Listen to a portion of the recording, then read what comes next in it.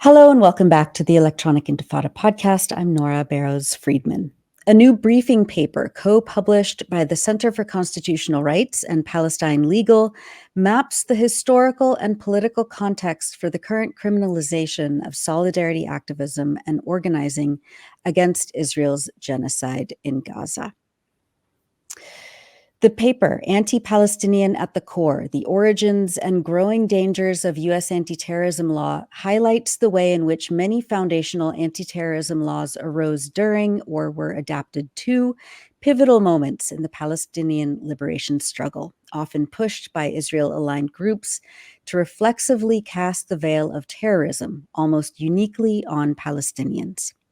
In just the past few months, Palestine Legal Rights, the Anti-Defamation League has called on university presidents to investigate Students for Justice in Palestine chapters for, quote, material support for terrorism, and Florida Governor Ron DeSantis used the same rationale to order a ban of SJPs from the state's public universities, a move that a federal court recognized would likely violate the First Amendment. Efforts to defund the United Nations Agency for Palestine Refugees, UNRWA, have invoked these same support for terrorism laws. Joining us to talk about this report and how it can help instruct students, activists, and policymakers to use and protect free speech rights is one of its lead authors and researchers, Darryl Li. He is an associate professor of anthropology and social sciences and a lecturer in law at the University of Chicago. Darryl, I've been a fan of yours for very long, and it's really great to have you with us on the Electronic Intifada Podcast. Thank you, Nora. It's great to be with you. So in the introduction to the briefing paper, you and your colleagues write, quote, as the more notorious U.S. policies of the post-9/11 era, such as torture, indefinite detention, and targeted killing abroad, fade from public memory, these older anti-terrorism laws have been normalized as a comparatively liberal baseline, their structurally anti-Palestinian character having been obscured in the meantime.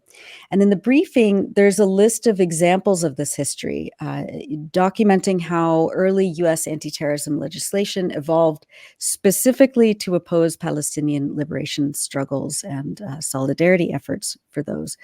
Let's lay out the origin story of the current moment we're in terms of accepted and widespread anti-Palestinian policies and legislation, and why it's important to understand where and why it began. What can you tell us about this history?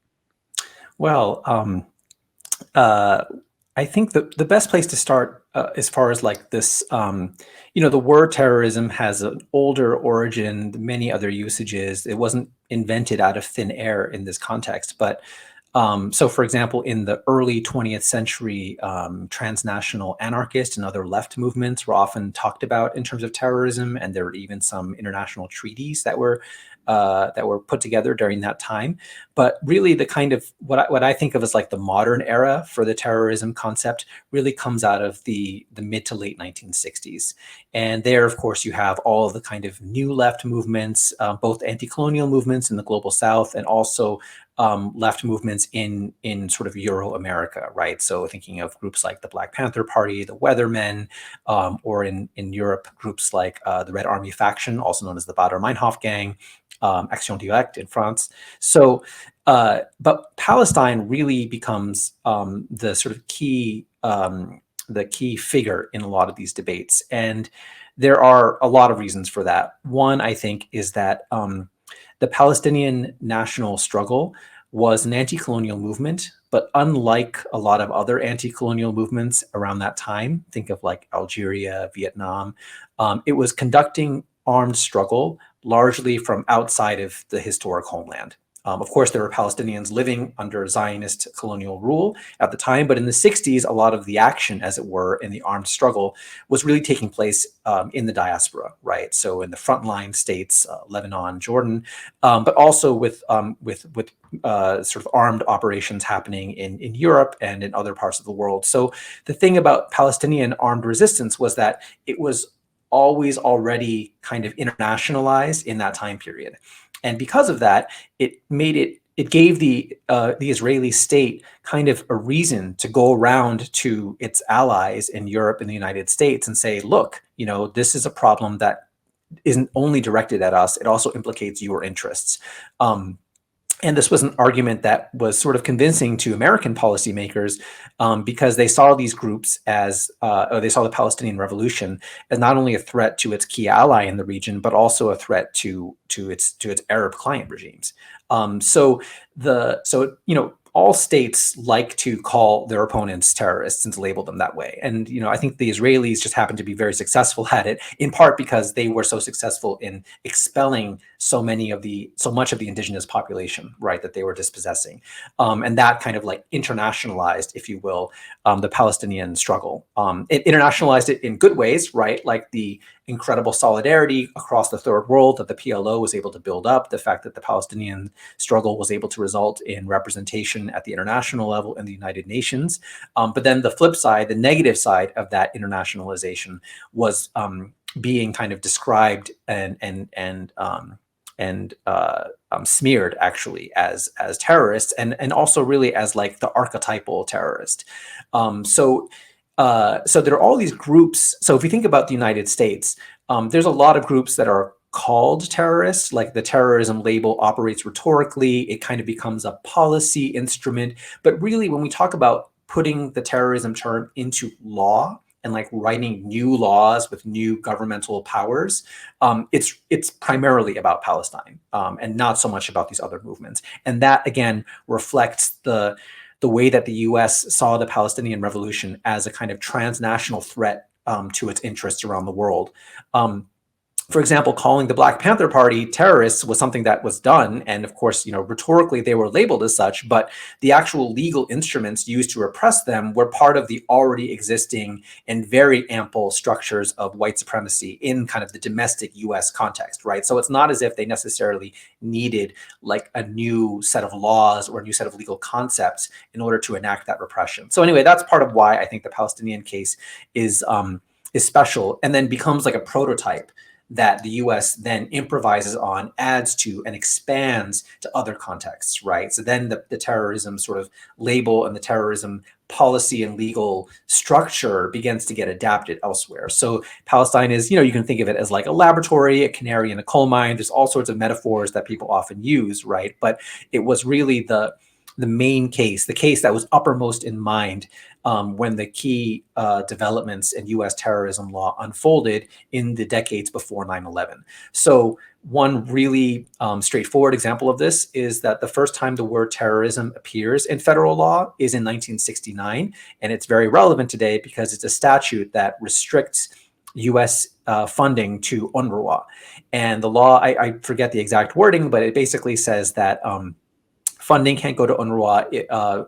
That can't be used or can't be directed to people who receive training from the Palestine Liberation Army or engage in acts of international terrorism. Now, that term, international terrorism, isn't actually defined in the law, right? So the law just treats terrorism and being part of the Palestine Liberation Army as essentially synonyms. And that's the pattern that we see going forward. There's often this thing that people say that like, oh, terrorism is really hard to define. One man's terrorist, other man's freedom fighter, blah, blah, blah. That's all true. But what's really important to understand about the way states use terrorism as a concept is that they don't really define it as much as they designate it, right? So the whole technology of like having a list of groups. So instead of having an abstract debate about what counts as terrorism or what doesn't, we just have a governmental body that says, okay, here's a list. The following people or groups on this list are labeled as terrorists, and because we say so, right? So that technology or that technique also develops out of the Palestine context. So the first terrorism list from the U.S. government is the state sponsors of international terrorism list that emerges from the late 70s onward. And again, it was very much directed at states in the Middle East and North Africa that were seen as supportive of the Palestinian liberation struggle, especially the so-called rejectionist factions, right? So like the PFLP and so on. Out of the 8 countries that have ever been designated by the U.S. as state sponsors of terrorism, 6 have been in the Middle East region. And getting off the list, one of the major ways in which you can get off the list is by recognizing the state of Israel, which is what we saw with Sudan in 2021. In 1987, The first time, the only time Congress declared a group to be a terrorist organization was the PLO.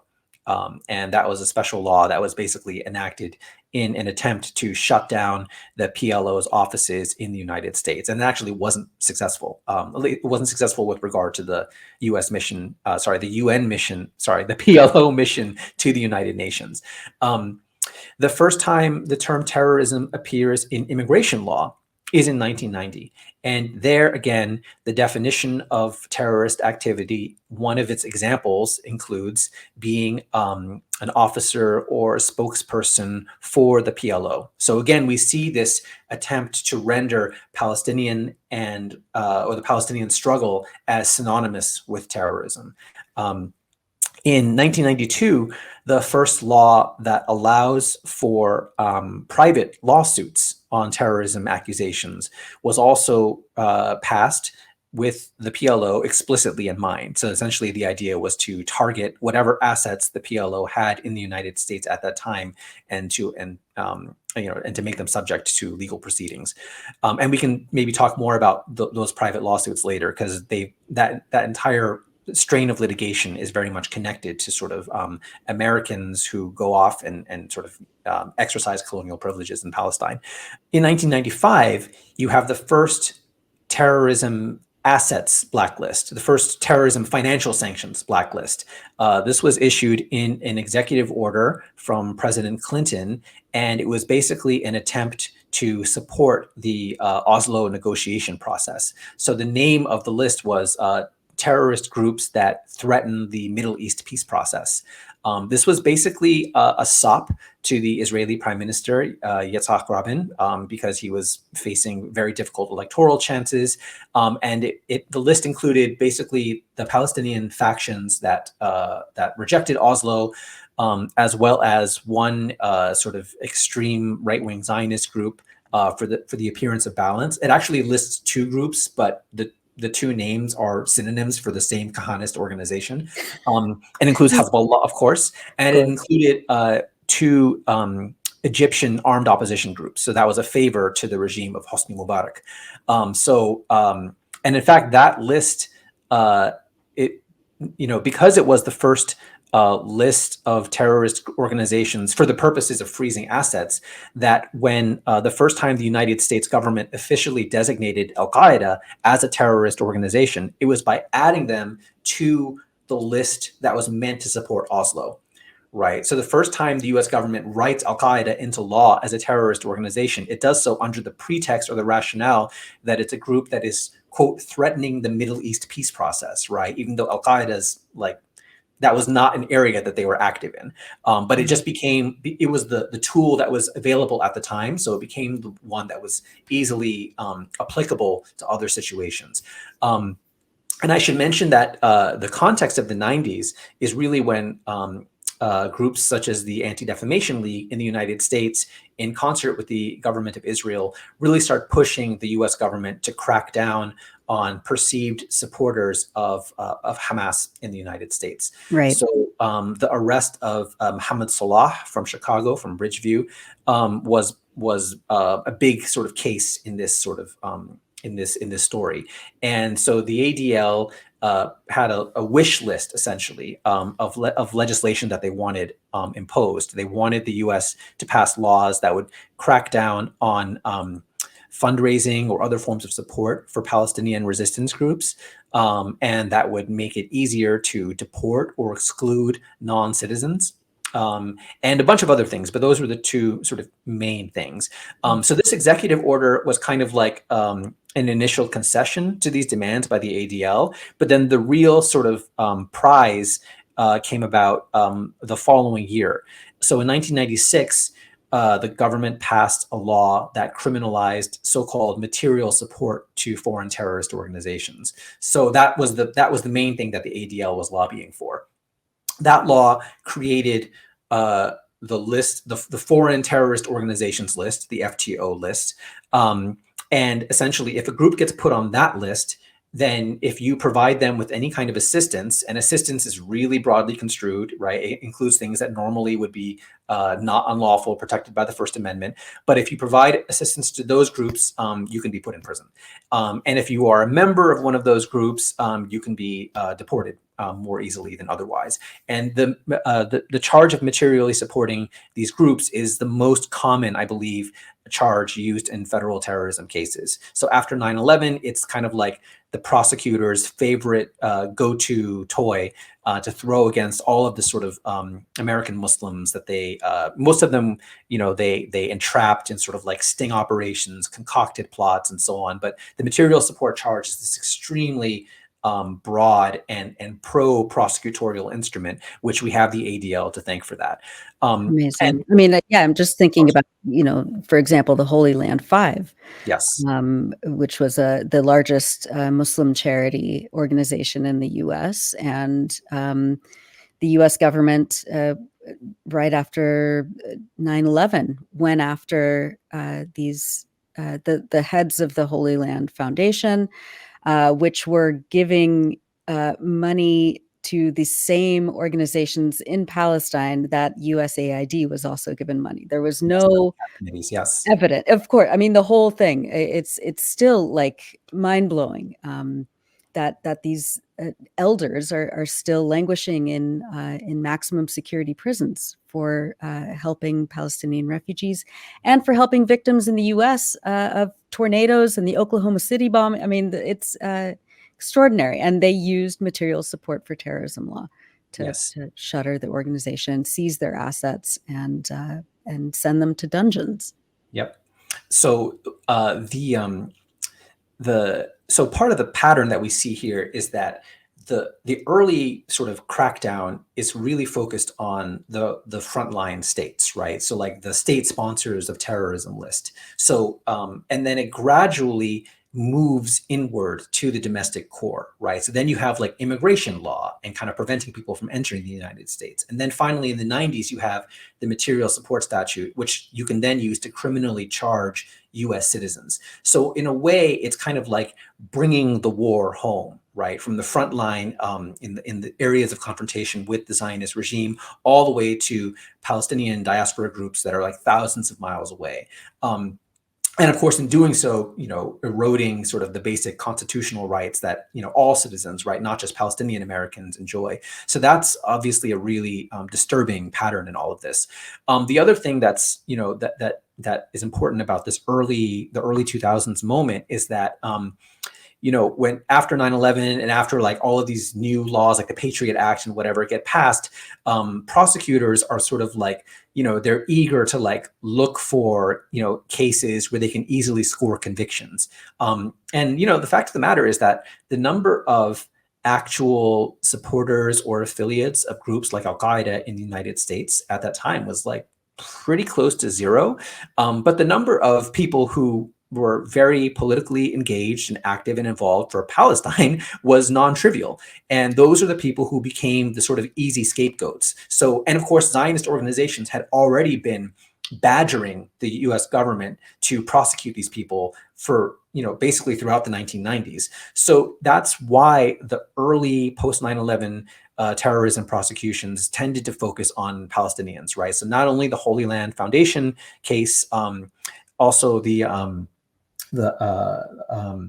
well, you have the Texas part of it, you have the Chicago part of it, but then you also have the case involving Samuel Arian and his co-defendants in Florida. After the first 5-7 years of the so-called war on terror, then you see a lot more of these terrorism cases being applied to other populations. And in a weird way, there's almost like the Justice Department kind of loses interest in Palestine in a way, and also because the chilling effect has happened. It worked. The prosecutions, destroyed these organizations. They destroyed the lives of those who were working in them, and they also sent a strong signal for the Palestinian American community, but also for activists in general to sort of, they all had to like reconfigure their practices around this repressive terrorism regime. So that affected everything in terms of like fundraising, solidarity delegations, and and then also, I mean, when you fast forward to the investigations in the Twin Cities around 2010, right? These were investigations of anti-war activists, pro-Palestine activists, that indirectly led to the prosecution and eventual deportation of Rasmiya Odeh, a pillar of the Palestinian community in Chicago. What's really the really important lesson about that story is that a terrorism investigation need not lead to a terrorism prosecution, but it can still turn someone's life upside down, right? So there's a book actually that a defense attorney has written called Three Felonies a Day, making the argument that the federal criminal code is incredibly broad and expansive. And once the FBI is kind of looking into your life, turning things upside down, it's not that hard for them to find something that you or a loved one, someone you care about, has done, even like a trifling, infraction of the federal criminal code, that can then become the basis for very, very, coercive and harsh consequences. This is a very sordid history, of course, and what's crazy is that the debates of the past 20 years around the so-called war on terror that focused on these really spectacular, high attention, high visibility forms of violence like drone assassinations, Guantanamo, that the sort of like the mainstream critique of these policies has been to say, no, America has to return to the rule of law. And what they meant by that was to sort of rely on and to really vindicate these anti-Palestinian laws that were passed in the 1990s, right? So the logic of the argument is, these laws are okay because they were passed by Congress, right? As opposed to things that were done sort of, so there's kind of like this American elite intra-debate about, who has the, whose vote counts in how you deal violence onto Black and brown populations, essentially. But what gets lost in all of that is that even the so-called normal, quote unquote, federal legislation is also incredibly repressive. And yes, as this report shows, has the repression of Palestinian liberation as one of its primary intended targets. Yeah. Wow. It's just, it's shocking, but also not shocking when we look at kind of historical legislation and animus toward Palestinians and those who support the liberation struggle. Yeah, I want to say that I imagine that for a lot of the EI audience, nothing in the report will be that surprising. But just to plead for like some kind of relevance, what is surprising to me is that the dots have not been connected very much before. Yeah. And there's a lot of interesting reasons for that we can get into, right? But there aren't, some people have done a little bit of this work, but there isn't, the whole reason why we wrote this report was we were trying to map the threats of terrorism law to Palestine organizing. And in doing so, we realized that not only were there a bunch of laws that are, dangerous and terrible and repressive, but whenever we looked into the history of these laws, it came up again and again and again that Palestine was the motivating factor, right? So it's not simply a coincidence that these laws happen to be obstacles to Palestine organizing. That's their entire intended purpose in the first place. Yeah. Let's talk about how this manifests on college campuses, which have been flashpoints for anti-Palestinian lobbying efforts for decades. Israel lobby groups have explicitly called on university administrations to spy on and prosecute students who engage in Palestine solidarity organizing. These groups have helped launch smear campaigns with backing and support of lawmakers to harass and threaten students, primarily Palestinian or Arab students, of course. How have lobby groups and lawmakers employed anti-terrorism laws to silence campus activism specifically, especially over the last 5 months of this genocide in Gaza? Yeah, so this is probably not a great analogy. But the way I think of, we have to, there's two different discursive weapons that are being used, right? There's the anti-Semitism one and the terrorism one, but they operate somewhat differently. I think of them a little bit like the relationship. This is the part of the analogy that may not work, but I think of it a little bit like the relationship between like conventional weapons and nuclear weapons, in the sense that the anti-Semitism allegations, the weaponization of anti-Semitism, that is the like bread and butter daily instrument, right? That's used to suppress activism on campuses and just in general throughout society. And the laws and policies around anti-discrimination, like Title VI, that is where most of the action is happening in terms of repression and pushback to repression, and that's a separate conversation. But I want to just emphasize that's where most things are happening. The terrorism stuff is not like a day-to-day part of the repressive environment on the campus. But that doesn't mean it's not important. And that's why the nuclear analogy comes into play. It operates as like this lurking threat in the background. So the ADL and the Brandeis Center, which is another one of these, it's like a Zionist activist litigation front. They sent this letter to over 200 university leaders back in October, calling on them to investigate their campus chapters of Students for Justice in Palestine for material support to terrorism.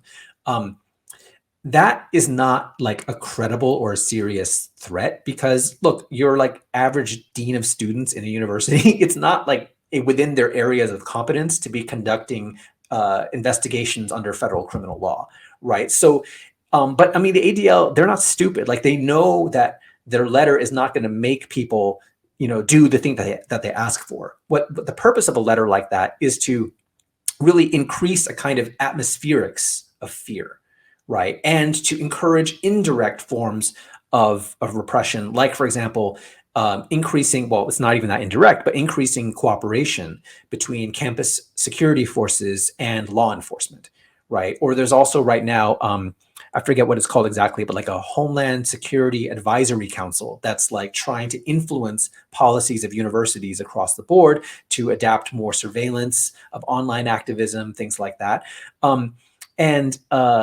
And there's some attempts to get legislation passed around expanding terrorism stuff. So, for example, in Indiana, there is a bill that was introduced that would require state universities to come up with policies to ensure that none of their funds go to people who are, quote unquote, associated with terrorist organizations or state sponsors of terrorism. Obviously, associated there's no real definition. It's extremely broad. You could read it to mean, a citizen of Iran can't get a scholarship, right? So that bill is under consideration. And again, even if it doesn't pass, one of the things we learned in this history is that a lot of these repressive laws that we see, at the time when they were being debated in Congress, there were even crazier laws that were kind of that were proposed, right? So what often happens is you pay attention to if you like to take a boxing analogy, you pay attention to like the right hand, right? But then the left hand is the one that's actually going to come and sort of do the damage. So yes, there's like really crazy and outlandish legislative proposals, super racist on their face, because in Congress, there's this dynamic of like a race to the bottom and grandstanding in racism against Palestinians. But that should not distract us from the other proposals that comparatively might seem more moderate, but are actually more likely to get passed and to do damage. And in fact, that's actually how the instrument of terrorism lists got created. So what tended to happen historically was that people in Congress wanted to write into the law things like the PLO is a terrorist organization, the Palestinians are terrorists, and so on and so forth. And because that was a way of showing to their to sort of Zionist constituencies that they cared about, that they were like being, really extra, right? The executive branch tended to resist these kind of measures, not because they were less anti-Palestinian at all, but because putting that kind of thing into statute actually limits the flexibility and the discretion of the bureaucracy and the intelligence agencies and so on, right? So they don't want a law that says who the terrorists are. What they want is a law that gives them the power to decide who is a terrorist and who is not, and to take people off the list as a potential carrot, right? So So the compromise in 1979 in the Export Administration Act that was proposed by Senator Jacob Javits, who was like a major Zionist figure at the time, he was the one who came up with the idea of like, okay, look, we've been passing laws saying that, aid should not go to terrorists, but we don't define what terrorists are. Let's put into law the idea that the Secretary of State is the one who has the power to put the terrorism label on someone, right? Like that is actually, it isn't as sexy from the point of view of like grandstanding and saying, hey, we passed a law that called Palestinians terrorists, but it's actually much scarier, much more effective because it develops a mechanism and a machinery. And that is how terrorism moves from being a rhetorical smear that you put on people to a term that has legally operationalizable consequences, right? It actually becomes a weapon in the tools of the bureaucracy at that point. Absolutely. That is Darryl Li. He's one of the lead authors of a new report co-published by Palestine Legal and the Center for Constitutional Rights called Anti-Palestinian at the Core, the Origins and Growing Dangers of U.S. Anti-Terrorism Law. Darryl, just in the last week or so, you tweeted about two Zionist groups that have sued the U.S. National Committee of UNRWA. Here's the tweet. The UN Agency for Palestine Refugees, on accusations of supporting terrorism, the latest chapter in a longer history of Zionist lawfare in U.S. courts, you write. Can you talk about who's behind this lawsuit and what it tells us about these lawfare organizations that are directly tied to Israel's Foreign Affairs Ministry right now? Yeah, so one of the groups that's litigating the case is the International Legal Forum. I think that's what it's called. Mm-hmm. It's an organization that's based in Tel Aviv, and it has received a major grant from the Strategic Affairs Ministry, and its function is essentially to combat BDS and other forms of Palestine solidarity activism, especially in the United States. How it operates is pretty shadowy. We don't have a lot of details, but yeah, they're the ones they're one of the groups that's bringing the case. It's very, so just so folks are aware, UNRWA is a UN body, right? It receives most of its money from governments. UNRWA USA is a nonprofit in the United States that raises money from just individuals to give to UNRWA. Now, personally, in my opinion, it's kind of crazy that such a body even exists because it shouldn't be up to individuals to be funding UNRWA, but that's a story for another day. But really, it's because of all these repressive terrorism laws, there's a lot of fear around donating to humanitarian and charitable activities in Palestine. So UNRWA USA has been widely seen as like one of the safer, or maybe even the safest way for people to make donations to support, financially, if that's what they want to do, without running afoul of these sort of terrorism laws. So this lawsuit obviously wants to disrupt that state of affairs, and we have to understand it as part of the broader genocidal effort to defund UNRWA and use starvation as a weapon of war against Palestinians in the Gaza Strip. Yeah, absolutely. You mentioned, we just have a few minutes left, but you mentioned some of the groups that this report spotlights in terms of their working relationship with the US government and the Israeli government officials in drafting this kind of policy. The Anti-Defamation League, the ADL, for example, which viewers and listeners of this podcast will be familiar with, of course. It's an Israel lobby group that masquerades as a civil rights organization. And for decades, the ADL has been one of the most, as you mentioned, one of the most pernicious groups working to defame and spy on, slander, and smear campaigners for Palestinian rights.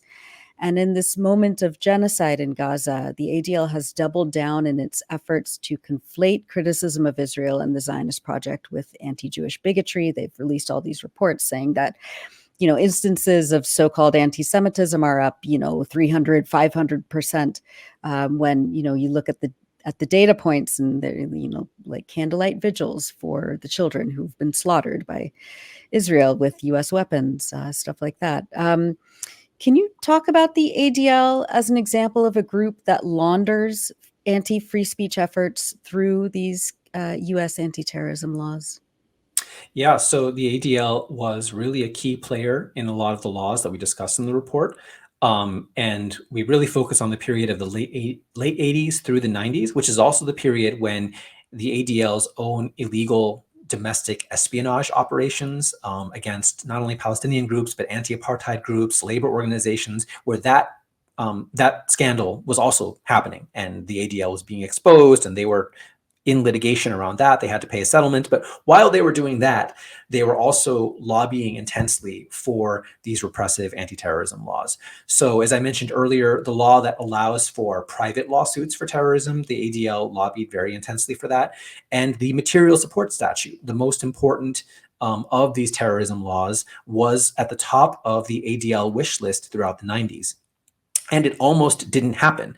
So the story is that in 1995, there was the bombing of the federal building in Oklahoma City by two sort of U.S. white domestic extremists. And the result of that was a series of laws that rapidly and dramatically scaled up state repression, primarily against Black and brown communities and against Palestinians and Muslims. So what happened was that the Clinton administration decided to take advantage of the outrage after the Oklahoma City bombing to pass anti-terrorism legislation. And what they did was they took the ADL wish list, right? So the laws that would criminalize sort of Palestine support or Palestine liberation work. And they also had a bunch of other laws that are the kinds of things you would expect to see in an anti-terrorism bill. So laws that more strictly regulated explosives and firearms, laws pertaining to wiretapping, things like that. And the Republican-led House of Representatives gutted that bill. And because they saw the sort of militia groups that carried out Oklahoma City as basically their constituency. So they threw all that stuff out. And then in the name of anti-terrorism, they put all of their sort of longstanding anti-crime, quote unquote, anti-immigration, quote unquote, initiatives. So a lot of the laws that like rapidly accelerated the federal death penalty, which of course is disproportionately used against Black and brown people, laws that dramatically scaled up the practice of immigration detention and deportation. Folks may not remember this, but even in the early 1990s, the number of people being held in immigration detention in the United States at any given time was like maybe a few hundred or a few thousand. It was really this moment in the mid 1990s where that, parallel prison system begins to explode as a result of this law. So what happened was that the ADL started ringing alarm bells. The Democrats started ringing alarm bells, and they said, the Republicans have completely thrown out this anti-terrorism legislation. They've replaced it with something else. And at the very least, can you put back in the parts that are about suppressing Palestine liberation work? So all of the other things that they originally wanted, they just kind of gave up on. But the ADL organized a letter that was signed by a bunch of other major Zionist organizations. And this is not a secret. Like, they bragged about it. They put out press releases. And and even the Republicans realized that they kind of had gone too far. Like Newt Gingrich, the Republican leader at the time, was like, oh, well, maybe, we can roll back some of what we did. I'm especially interested in these parts about international terrorism. So it's really a reminder of how anti-Palestinian animus is a really strong area of bipartisan consensus in Washington. So the final bill was basically the Republican anti-crime, anti-immigration bill. And with the Clinton administration / ADL anti-Palestinian parts of the law put back in. And that's how the material support statute and the foreign terrorist organization list found their way into the law. Fascinating. Absolutely. And it just shows what the intentions of these laws have always been. At the end of the briefing paper, there's a list of recommendations for policymakers, lawyers, university administrators, journalists, activists. Can you talk about some of the recommendations here and how this briefing paper can be used to protect defenders of Palestinian rights here in the U.S.? Yeah, the recommendations are pitched at kind of the broadest possible level because we recognize that a lot of different kinds of people might be reading this and running with it, hopefully in their own ways. I mean, one obvious point of commonality that follows from what we were just talking about is that folks should not be taking the ADL as a credible source on anything pertaining to sort of so-called terrorism. So that's one thing that's really important. Obviously we have to resist any possible further expansion of terrorism laws, and we should also be building towards their abolition. And that's a longer term goal that I want more people in the movement to be thinking about kind of concretely, because these laws are a structural and concrete impediment to our organizing, and they're also just extremely harmful to many constituencies beyond the movement, right? So it's also a way of potentially kind of building relations with other folks. So that's important. I think this is maybe a little bit more niche, but it's worth mentioning. There is something about the critical discussion around the war on terrorism in the United States over the past 20 years, especially in legal circles, but also journalists and activists. There's been a strange kind of like silo effect where Palestine tends to be not very present in those conversations. And you could say that, there's a way in which some Palestine conversations have sort of avoided war on terrorism stuff as well, right? So there's a strange incentive structure where everyone is trying to like compete for the attention and sympathy of like white liberals, and then that creates this sort of like effect of artificial disconnect and separation. So one of the other things that we really hope comes out of this is that for people who are really working on war on terrorism, Islamophobia, anti-Muslim animus issues, that they also understand the centrality of Palestine to the policies that they're fighting against. A lot of people, I think, are aware of this, but maybe don't have the language to articulate this, and maybe this paper will help fill in some of those gaps. And other people, I think, are maybe making a more intentional strategic decision that like, if we talk about Palestine, if we include Palestine, that will somehow make our work more difficult. And I think that's something that we have to sort of debate further, because I don't think that's the right way forward. And I hope that that a publication like this will really help people understand why that's the case. Absolutely. And again, the publication is Anti-Palestinian at the Core: The Origins and Growing Dangers of U.S. Anti-Terrorism Law. It's a briefing paper that was just published in February, co-published by Palestine Legal and the Center for Constitutional Rights, and one of its lead authors, Darryl Li. Thank you so much for joining us today to talk about this. Where can people read your work and this paper? Well, this paper is available on both the websites of CCR and Pal Legal, so pretty easy to find. Great. And on Twitter, what's your Twitter handle? Oh, right. I'm DCLI on Twitter. Excellent. Thank you so much. And we'll, of course, have a link to the briefing paper and the ways that you can read more of Darryl's work on the blog post that accompanies this broadcast on electronicintifada.net. Darryl Li, it's been a pleasure and an honor. Thank you so much for all of your work and for being with us today on the Electronic Intifada Podcast. Thanks for having me on, Nora. Really appreciate it. Thanks for watching this video. Please subscribe to our YouTube channel, hit like, leave a comment. These engagements help us with the YouTube algorithm, and it helps us to get around Silicon Valley censorship as much as possible. It does make a difference. You can also support our journalism by going to electronicintifada.net and clicking on Donate Now. Thank you.